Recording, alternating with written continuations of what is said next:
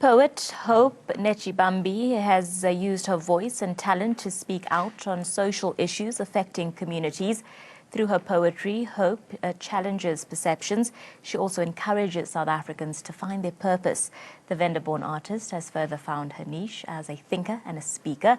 And Hope has performed in various stages in and around the country. She's one of the finalists in the 2017 Tshwane Speak Out Loud poetry competition. Hope lives by her self-coined mantra, "Do what you came for," which speaks of purpose. Now, joining us in studio to chat to us more about her love for poetry is the lady herself. Good morning to you, Hope. Thank you for joining us here on Afro World View. Good morning, Abigail. Thank you for having me. It's my pleasure. Happy Women's Month. Happy Women's Month to you. Thank you. I think let's start by chatting about what this month means to you. For me, it means celebrating the essence of women, but also because of everything that's been going around, in our communities. It also means, just kind of bringing awareness to people and just all the issues of violence that have been going on, against women. So for me, I just want to be able to address some of those issues with, through my gifts and my talents. So just wanting a safer community for the women. So yeah. And that's what you do. You speak of these issues that we are facing daily in your poetry. And I'm excited to learn a little bit more about that. So talk to me about where your love and passion for poetry started. So it started off, my late sister, Madagato, was a poet. So when I was growing up, I used to watch her do her poems and just watch the excitement she would have whenever she was preparing to go do poems somewhere. So I fell in love with it in that way. I was just like, at some point I was just like, I think that's something I want to do as well. So that's pretty much how I got into it. So do you enjoy the actual thinking and putting it down on paper more than being on stage and actually speaking it out there? What do you prefer? Actually, I prefer both. I mean, the writing process is amazing. It's great to be able to write and just to think about things and make it exciting. But also, I love being on stage. I love sharing my poems. I love reciting, and I love the poetry space. Yeah. Before we get into the poetry space in South Africa, because I think that's something we need to touch on and how it's evolved and grown and how it can still improve, talk to us about what you write about and what you speak about in these poems of yours. I speak about social issues. I speak about God. I speak about life. I just try and also draw inspiration from people around me. I draw inspiration from some of my life stories of the people that are around me, what they've gone through, what they have faced. So I try and always bring that together, not to only make it about myself, but to just make it about people issues. I feel like that way it's a lot easier to kind of resonate with if you're listening and you're just like, okay, I think I can relate to that, because it's not just about me, but it's about issues that people are facing all around the world. What are some of those issues that you feel need to be exposed and need to be discussed now that South Africa is facing? Issues of violence against women. That's one of them that's very important. I think we need to look at that closely and try and get to some kind of a root of, okay, why is this happening? Because we can have awarenesses and talk about this needs to stop, and it does need to stop, but I think it's also important for us to zoom into the issue and say, what is the cause? What is happening? What must happen for us to get to a point where we can put this behind us? What is the process that we need to get these abusers and perpetrators to get into so that they cannot do what they're doing? So I think these are some of the most important things. Sure, definitely. I mean, earlier this month we saw the hashtag total shutdown take place really across the country, but thousands of women marching in Pretoria at the union buildings. Watching that, what was your thoughts, and did that inspire you to write?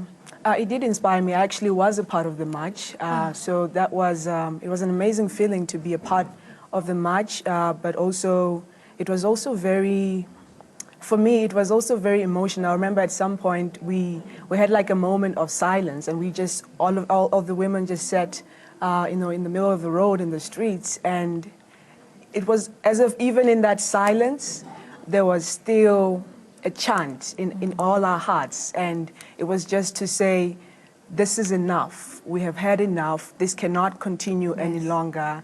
And it was very, I felt it. Yeah, the silence is deafening. It was. So let's chat a little bit about poetry in South Africa, in the poetry space. I mean, I suppose as kids we are exposed to poetry first in primary school and in high school when we are writing exams about specific poems. This has obviously turned into a bigger love and passion for you. But how have you seen the space develop, and are you happy with the pace? The pace is very slow, but I mean, I believe now more than ever, it's really picking up. I wish it was picking up at a much faster pace. But there's some improvements. I think we've come a long way to where we used to be. But of course, as an artist, I would love to see people recognize poetry and see it as something of value. To see it as something of value, something that, like this is something somebody can make a living out of. I think if we respect it as much as we do with the music industry, that poetry deserves that much respect as the music industry. So I feel like I think it just has to be in the minds. People just have to approach it with that regard to say, this is art. This is valuable art, and this is art that we have to appreciate. We have to appreciate the art, but we also have to appreciate the artist. Sure. Yeah. Sure. How difficult or how easy is it then to live off of your poetry and make it a full-blown career? Is that possible in South Africa?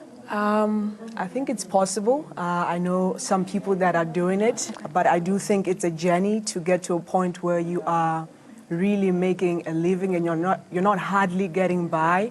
I think it takes a lot of work. Of course, you need to kind of put yourself out there. You need to show up in places. It's hard. It's not easy, and I don't think it's something anybody can get to without perseverance and just kind of pushing through and being resilient, because there's so many things that can discourage one from actually pursuing this route because it's so hard. And one of the reasons that it's so hard is because most people don't already see it as something, of value. But it is possible. Okay. Quickly, what is your advice to aspiring poets? My advice is simple. Just keep writing. Don't ever stop writing. Don't measure yourself to say, okay, maybe you look at your work now and you're like, I don't think this is good. But I personally believe that the bad poems are what makes way for good poems. So allow yourself to write, be good to yourself, be gentle with yourself, and just keep writing. Don't ever stop writing, no matter how bad you think it is. Just keep writing. That's how you improve. That's how you get better, because you're always improving. We're always supposed to be improving and getting better at our craft. So it's about saying, you know what, I'm not where I want to be, but I'm going to keep working on this until I get to where I want to be. And even when I get there, I don't stop. I don't say, well, I think I've made it. You still keep stretching yourself and looking for avenues on how you can become better as an individual and better as an artist, as a writer. Definitely. Hope, thank you very much for joining us this morning and telling your story, and all the best for your future as well. Thank you so much, Abigail. Thank you. It's my pleasure. That was poet Hope Netshibambi joining us here on Afro Worldview, talking to us about her poetry and her journey to where she is now. Also chatting a little bit about what Women's Month means to her. But stay tuned to Afro Worldview for further discussions.